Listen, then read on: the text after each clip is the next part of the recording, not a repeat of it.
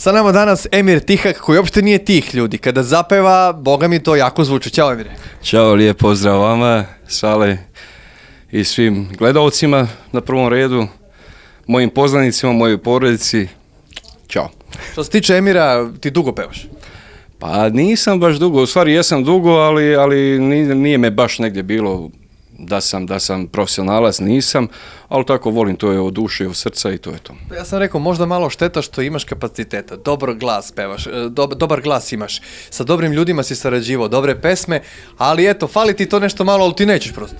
Pa nije da neću, ja to bi, ali tako je život nosio to sve, ali na prvom redu ja volim dobre ljude, sa dobrim ljudima da se družim, dobru muziku i tako. Ja kad se najviše umorim, mene jedino muzika može da me baš opusti. A što se tiče vamo, nisam toliko ni žudio za tim, da letim, da ovo, da ono, jer imao sam svoj posao kao i danas, imam svoj biznis koji radim.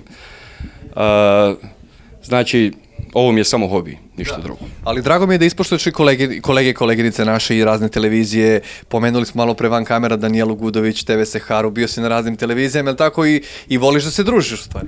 Naravno. Meni su kolege prvo na prvom mjestu, ali oni koji mene poštuju, koji respekt imaju prema meni, jer ja nisam taj ja ne volim puno da pričam, ja ne volim puno da se hvalim, ni ovo, takav sam kakav sam, ali kažem, volim kolege sve, ne postoji, znači čovjek, ne veze odakle ko šta, znači svi su mi u srcu mom, a televizija kao televizija, gdje su oni, tu sam i ja.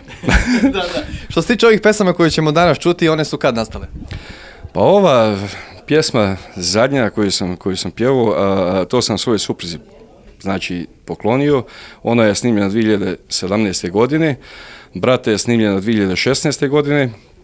To sam svom bratu posvetio tu pjesmu i svojoj supruzi. Ako Bog da, sljedeća pjesma dolazi za moju djecu. To ja, znači, satim sebi ispunjavam svoje želje i to je to. Hvala ti puno. Hvala i vama.